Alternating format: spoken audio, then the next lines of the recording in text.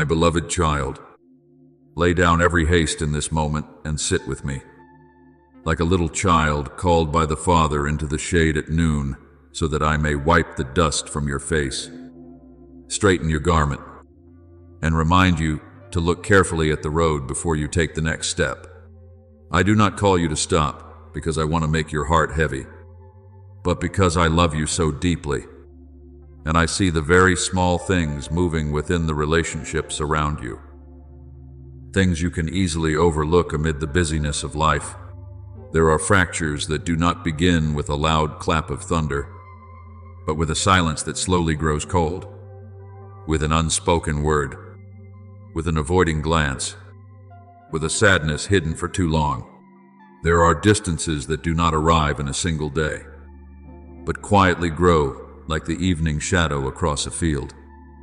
At first faint, then gradually covering the places where light once was. Therefore, I bend down beside you today, not as the one who condemns, but as a merciful Father, placing my hand upon your shoulder, telling you to look again at the people I have placed in your life. Because not everyone beside you is there by accident, and not every bond may be treated lightly. Do you know, there are people I send to lift you up in your days of weakness, people I place beside you to refine your character, people given to you as mirrors, and others who are vessels holding the comfort you need in a dry season. Not every relationship is easy, but many relationships within your life are precious gifts. They are like little streams I open in the desert of your journey, so that when you are thirsty, you have a place to be soothed when you are lost. You have a voice calling you back when your heart is heavy. You have a hand you are permitted to hold. But the enemy of peace is always cunning. It does not always tear everything down with a violent storm. Many times it only plants a seed of suspicion, breathes a small gust of pride, places a thought in you that you do not need to apologize, do not need to explain, do not need to listen, do not need to soften. It knows that when the heart closes its door, love cannot enter. When self-pride stands guard, healing must remain outside. Therefore, I want you to learn to see early signs with watchful eyes. When a conversation becomes shorter than before, when laughter no longer feels natural, when you hear someone's name and your heart immediately becomes heavy, when you find yourself silently remembering their faults more than the good they once did, that is the time for you to bring everything before me. Do not be quick to condemn them, nor be quick to condemn yourself. Let me shine light into the hidden corners you cannot see on your own. Sometimes what needs healing is not the other person, but an old wound within you still reacting to the present. Sometimes what causes a crack is not one great offense, but many small things left unattended for too long. Sometimes a bond is weakening not because love has ended, but because it has lacked care, lacked gentle words, lacked patience, lacked one honest moment to return to one another. Imagine the relationships I have given you as a house built with many precious stones. Family is the deep foundation. Friends are the windows opening to light. Companions are the pillars supporting the sheltering roof. And those I use to teach you maturity are like steps that make your footing steadier. No matter how beautiful a house is, it still needs care. If a roof tile cracks and is not repaired, rain will seep in. If a door is not oiled, the hinge will groan and stiffen. If a wall has a fracture and you merely cover it with a beautiful layer of paint, the inside may still slowly decay. I do not want you to live in a house that appears peaceful on the outside, while inside it is full of closed rooms, full of unsaid words, full of wounds hidden beneath silence. I want you to have pure courage to open the doors, wipe away the dust, repair what needs to be repaired, remove what no longer belongs to peace, and invite the light back in. There is an old story I want to place within your heart. When Abraham and Lot traveled together on the journey of guidance, the land around them became too narrow because their flocks were so many, and the herdsmen of both sides began to quarrel. If that discord had been fed, it could have become a bitter fracture within the family line. But Abraham did not let competitiveness rule his heart. He did not cling to the right of the elder in order to force his way. Nor did he allow a small dispute to become a great wound. He chose gentle words, chose generosity, chose to let Lot have the first choice. Do you see? Sometimes the truly strong person is not the one who wins the argument, but the one who has enough peace not to turn a seed of discord into a battlefield. There are times when you must protect boundaries, but there are also times when you need to lower your voice. Open your hand, and let me be the one who judges the rest.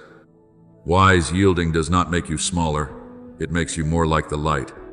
From that story, I want you to understand that not every relationship is preserved by holding tightly, and not every fracture is healed by you humbling yourself blindly. Some bonds need to be mended through a sincere apology. Some distances need to be narrowed through a gentle conversation. Some misunderstandings need to be brought into the light before they take root as bitterness. But there are also relationships that need to be placed in my hands, so that you do not hold them by fear. Do not chase them in exhaustion. Do not lose your peace simply because you want to save what I have not told you to save in that way. I will teach you to distinguish between love and dependence, between patience and tolerance of harm, between forgiveness and continuing to allow yourself to be wounded. You do not need to harden your heart in order to be safe, nor do you need to become so soft that you drop your dignity. I will give you a gentle yet discerning heart, tender yet not misled, forgiving yet still standing in truth. So begin with small things. Return to the kind words you have been withholding for too long. Ask about others, not merely for politeness, but so that you may truly listen.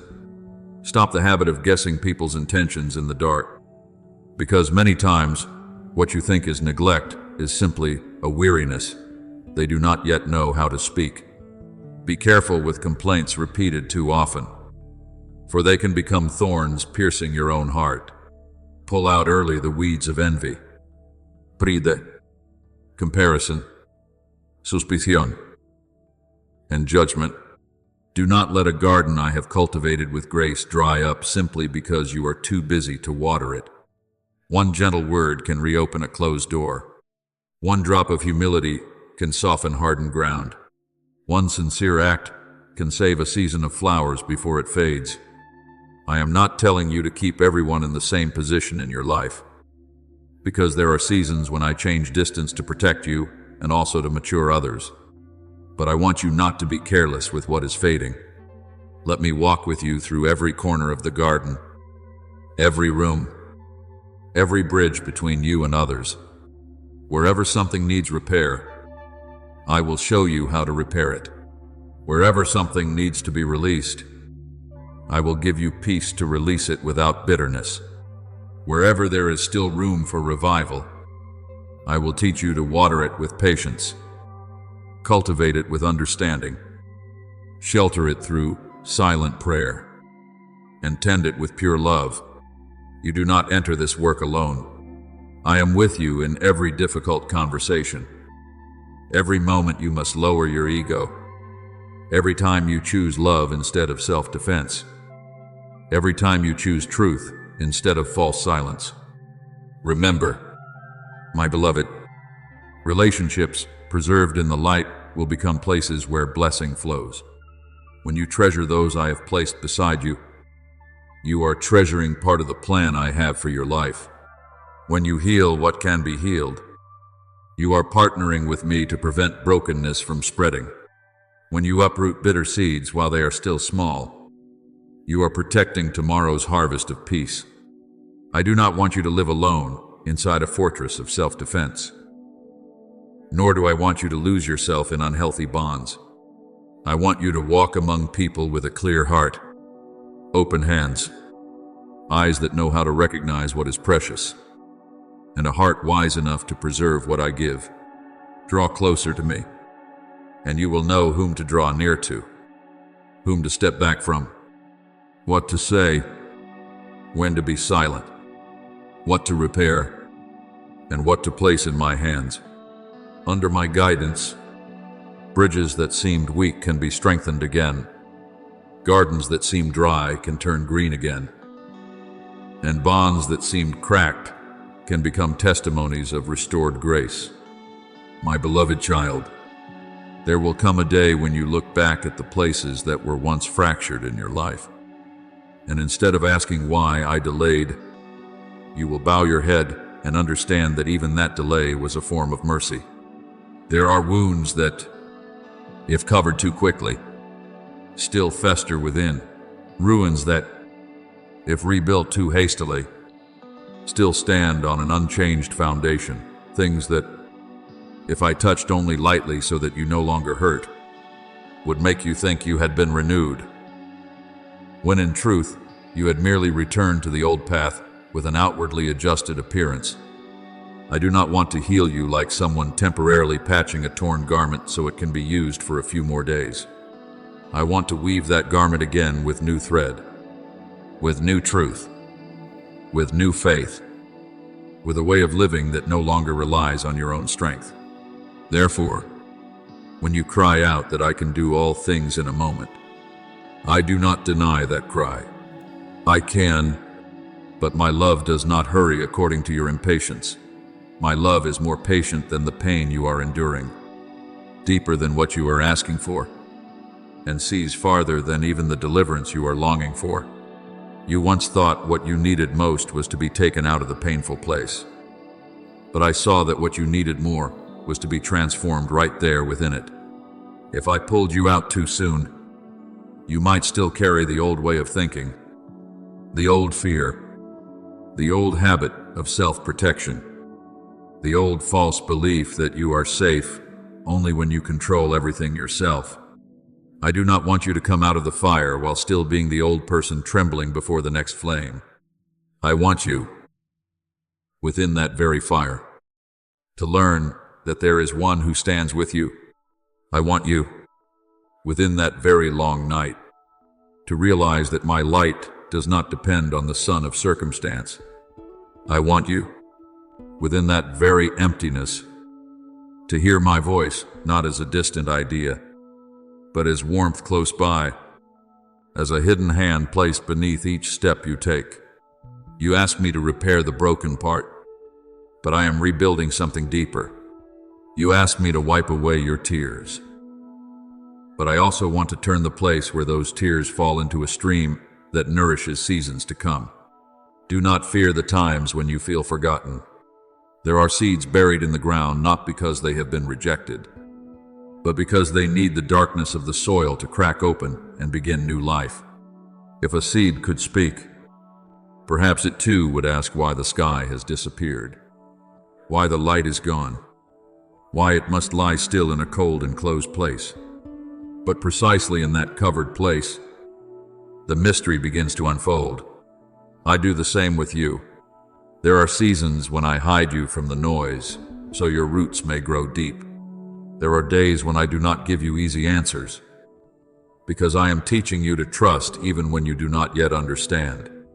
There are nights when I do not remove loneliness immediately, because I want you to discover a closeness that does not depend on someone beside you, does not depend on a message lighting up, does not depend on anyone's affirmation, but rests on my faithful presence. You often think I speak most clearly when everything goes smoothly, when prayer is answered exactly as you hoped, when doors open one after another and your heart feels light like a sunny morning. But my beloved, my voice is not limited to bright days. Sometimes I speak most powerfully in the place where you have nothing left to hold on to, when praise falls silent, when those you once trusted are no longer standing there, when the phone lies quiet like an empty room, when your mind is full of questions no one can answer. It is then that the sounds competing with me begin to fade. I do not rejoice because you are in pain, but I am not afraid of your pain. I do not avoid the darkness as you often do.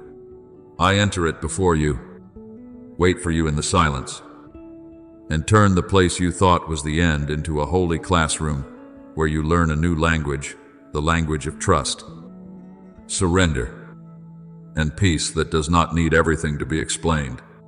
Remember the story of Elijah when he fled in exhaustion. He had seen fire from heaven, stood before the people with courage, and witnessed my power revealed in wondrous ways.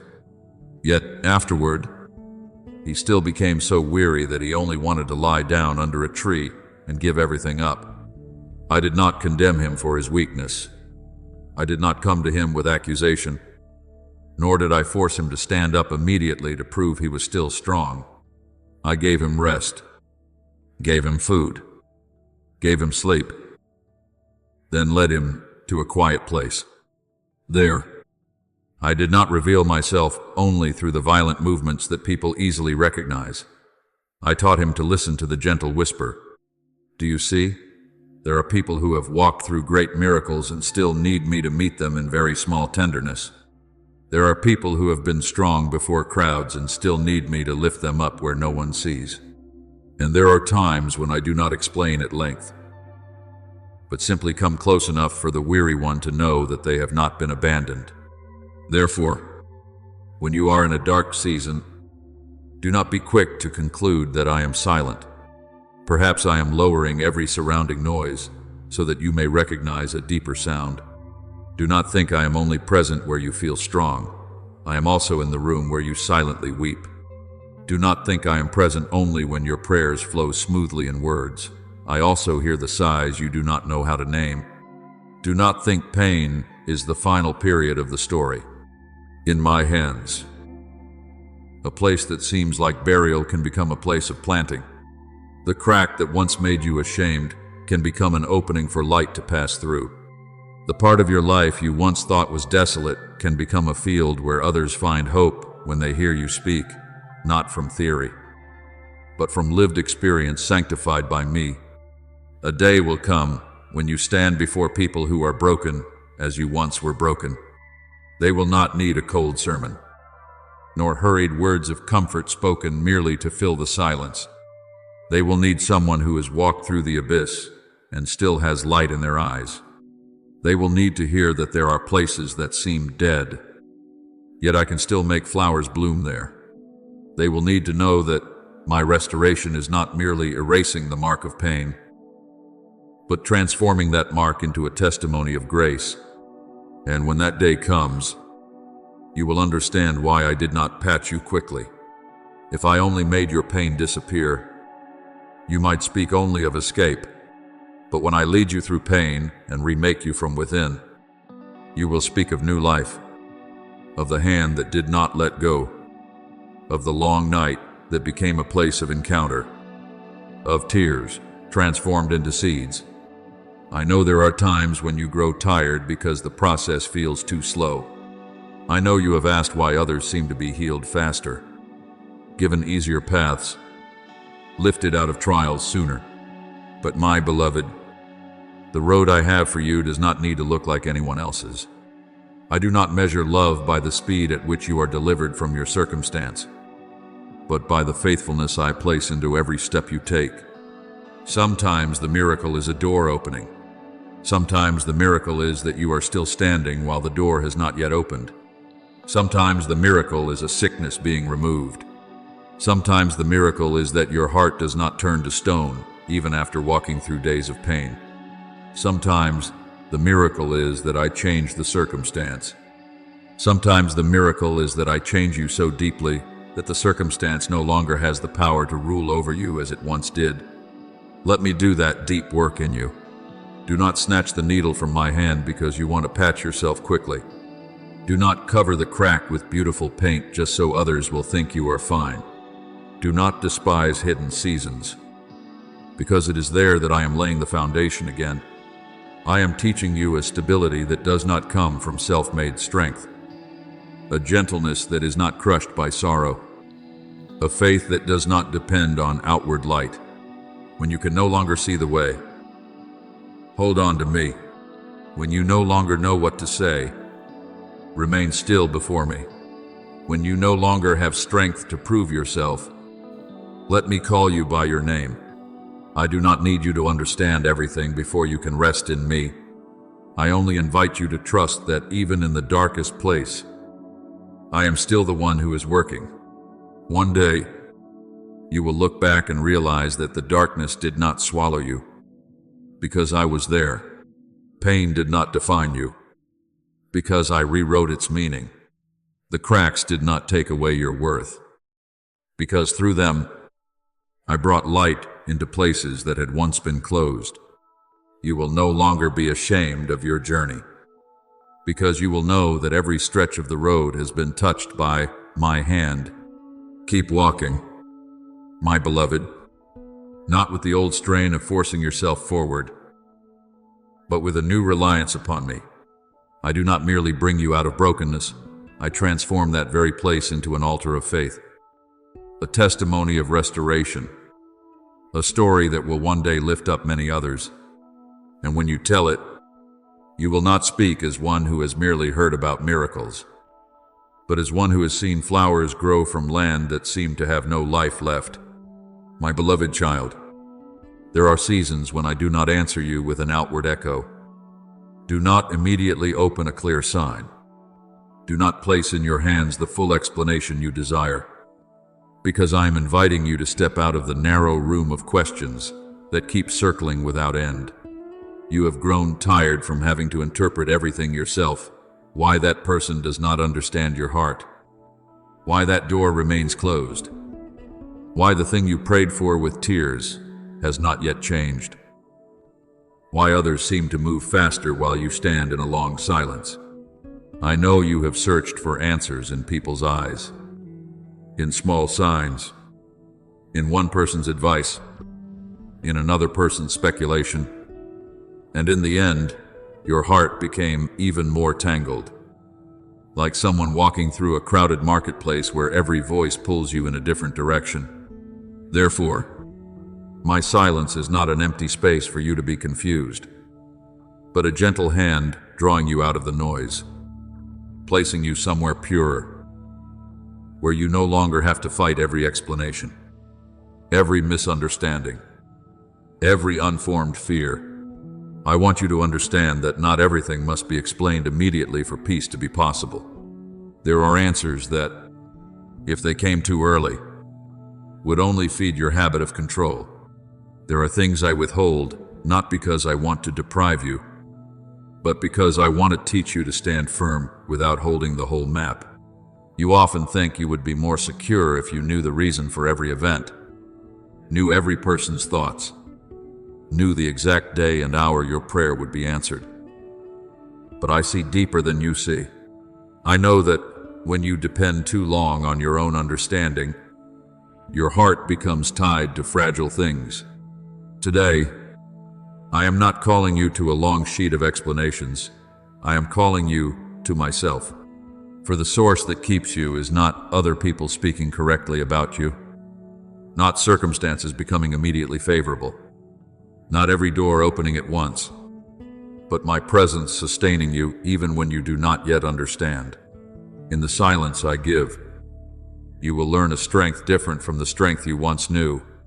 Before, you thought being strong meant answering quickly, proving you were right, solving everything before nightfall, defending your honor against every misunderstanding. But the strength that comes from me is not hurried like that. It does not need to shout in order to win. It does not need to enter every argument in order to exist. It knows when to speak and when to let truth be protected by me. It knows how to bow without disgrace, wait without collapsing, remain still without losing dignity. My beloved, stillness is not a sign that you have lost, and quietness is not proof that you have given up. It is the place where I remake you within, so that you no longer act like someone cornered by fear, but walk as one guided by a steadfast hand. When I am silent, I am also causing false voices to grow weaker, The voice of pride tells you to react immediately. The voice of anxiety tells you to check everything. Ask more. Investigate. Find some guarantee from someone else. The voice of hurt tells you to withdraw far away and never trust anyone again. The voice of arrogance tells you to make everyone know that you are not wrong. But I place you in silence so you may realize that not every voice inside you deserves obedience. There are impulses that only make you more weary. There are justifications that only make the wound deeper. There are battles you win with your mouth while losing peace in your heart. Therefore, I cover you beneath the shadow of quietness, not to isolate you, but to purify you from the things pulling you away from my gentleness. Imagine my silence as a high wall surrounding a city on the night before battle. Outside, the wind still blows across the plain. Dust still rises beneath the feet of the enemy. Rumors still run from one person to another. But inside the city, the watchmen do not run in panic.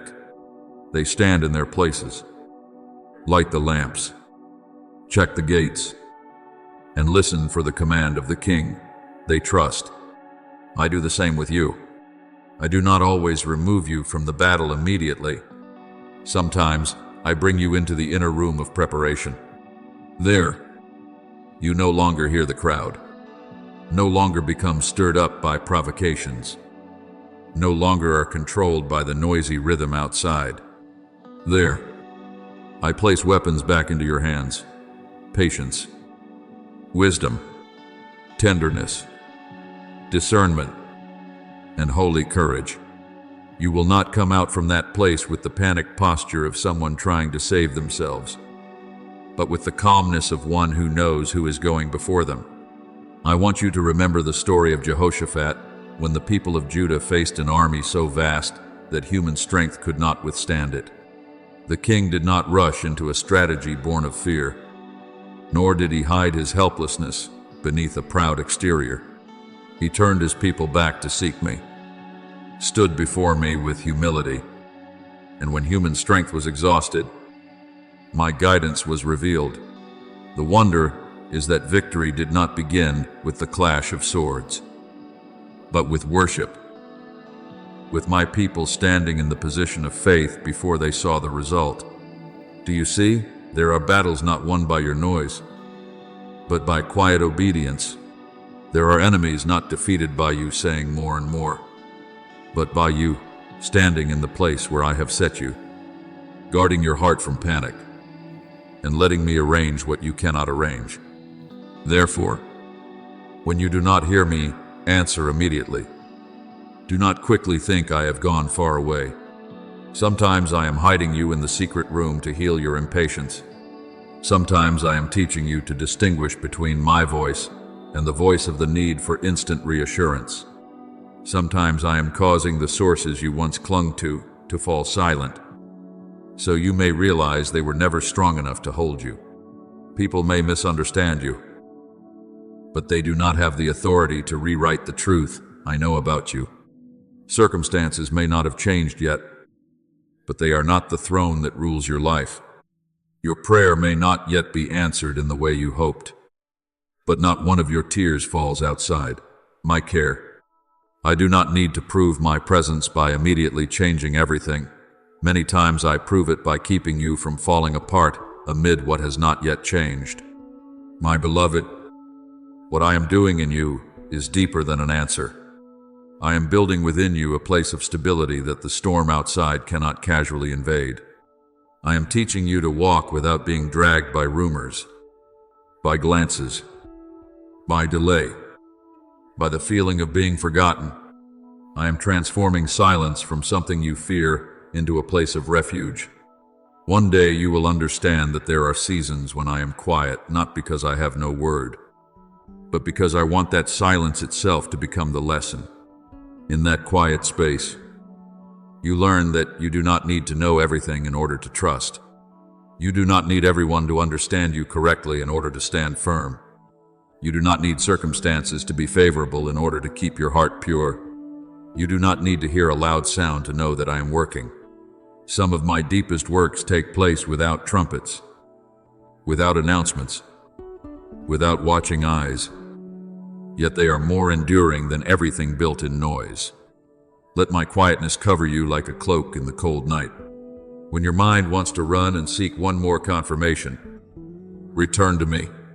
When you want to defend yourself because you fear others may think wrongly, ask me what truly needs to be said and what should be left for me to guard. When you want to pound on a door simply because you cannot bear waiting, remember that not every closed door is rejection. Some doors are held until you are steady enough to walk through them.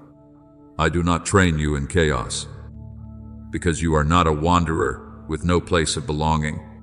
You are my child, and I have the right to place you in silence in order to make you stronger, brighter, deeper, and freer. Outside, there may still be wind, unresolved words, unanswered questions hanging in the air, and events whose meaning you do not yet fully understand. But in the room that belongs to me, you are warmed. That place is not built on the approval of people, so people cannot destroy it. That place does not depend on today's good news, so tomorrow's bad news cannot collapse it. That place is built in my love, guarded by my faithfulness, and lit by my gaze upon you. Remain there until the panic within you settles, until your breathing becomes steady again, until you no longer need to chase every voice outside.